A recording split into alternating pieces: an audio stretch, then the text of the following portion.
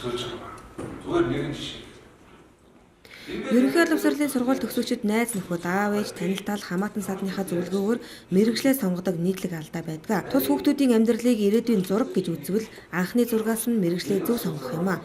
Үүнийг бодлого олны амаар мэргэжлээ сонгосон хүмүүсийн ихэнх нь тус мэргэжлээрээ ажилдаггүй, ажилласан ч ажилдаа тийм ч дуртай байдаггүй, түүнчлэн хүссэн чиглэлээрээ дахин сурахаас өөр аргагүй төрдөг байна. Тиймээс ихтэй сургуульд элсгээр төлөвлөж буй залуус зориулан мэргэжлээ хэрхэн зөв сонгох талаар лекц зохион байгууллаа.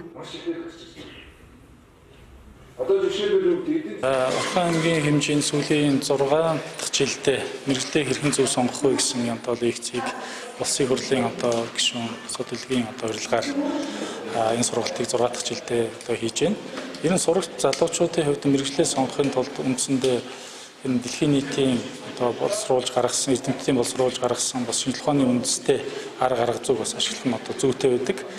Ер нь бол энэ мэргэжил сонголтын ухаан бол дэлхийд дээр үүсч хөгжиж 100 гаруй жилийн хугацаанд болцсон байж байна. За энэ хугацаанд бол ер нь мэргэжлээ хүн сонгохын тулд эхлээд өөрийгөө бол маш сайн таньж мэдсэн байх хэрэгтэй гэж үздэг. Өөрийнхөө тэр сонирхол, шалгах мэргэжлийн хэв шинжийг бол юуны юм тодорхойлж гаргах нь бол чухал байдаг. За ингэж тодорхойлж гаргасны дараа бол энэ өөрийнхөө сонирхож байгаа тэр мэргэжлийг гадаад хүчин зүйлтэй холбож авч үзэх судлах юм шаардлага зайлшгүй тохиолддог. Яагаад тэгэхээр тухайн улс орны бас хөгжлийн бодлого, хууль тогтоомжийн хэрэгжилт, тухайн ажлын байр бие эсэх талаарх мэдээлэл тийм ээ. Тухайн хүн ийм мэргэжлээс оролцоход яаж өсч дэвж хөгжиж болох юм гэдэг ийм мэдээлэл. Энэ зүйлүүдийг хамтдан ингэж хослуулж судлах энэ арга зүйл дэлхийд дээр бол баримталдаг. Залуучууд энэ сурагч залуучуудын нэг гаргаад байгаа алдаа юу гэхээр ямар мэргэжил эрэлттэй байна вэ гэж их асуудаг л да. Ер нь эрэлттэй мэргэжил гэж ярихаас өмнө бол эхлээд өөрийнхөө хамгийн сонирхолтой өөрийнхөө хийж чадах энэ зүйлийг эхлээд шинжилгээ ухааны үндэсээр тогтоох хэрэгтэй. Эрэлт гэдэг бол тухайн үе бол маш их эрэлт байж болно. Тэр нь бол нэг төр зуурийнх л байдаг л да хөвчлэн. Тэгээд эрэлт нь хандсны дараа яах вэ гэдэг асуудал бол гардаг. Тийм учраас эхлээд бол өөрийнхөө хамгийн чухал энэ асуудлыг шийдэж авах нь нэн тулгамц асуудал байна. Энэ чиглэлээр өнөөдөр сургалтын мэдээлэл чиглэгдэнэ. Өөрийн сонирхол, ур чадвараа тодорхойлж мэргэжлээ зөв сонгохыг чухалчлахыг ойлгох, мэргэжлээ зөв сонгоогүйгээс болж цаг хугацаа, санхүү, ирээдүгээрээ хохирч буй нийтлэг алдаа дутагдaltaд залуусыг оруулахгүй байх.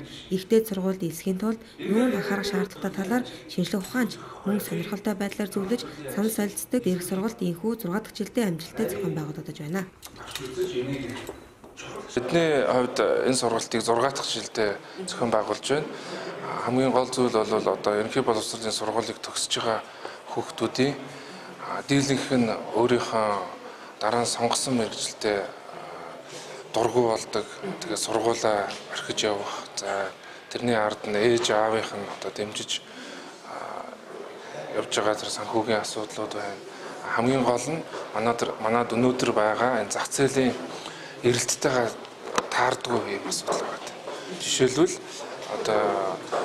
юу гэдэг тусгай нарийн мэргэжлийн юм уу тусгайлсан мэргэжлийн эрэлт нь зөвхөн 30 гаруй хувь нь л нийлүүлэгдэж зах зээл дээр.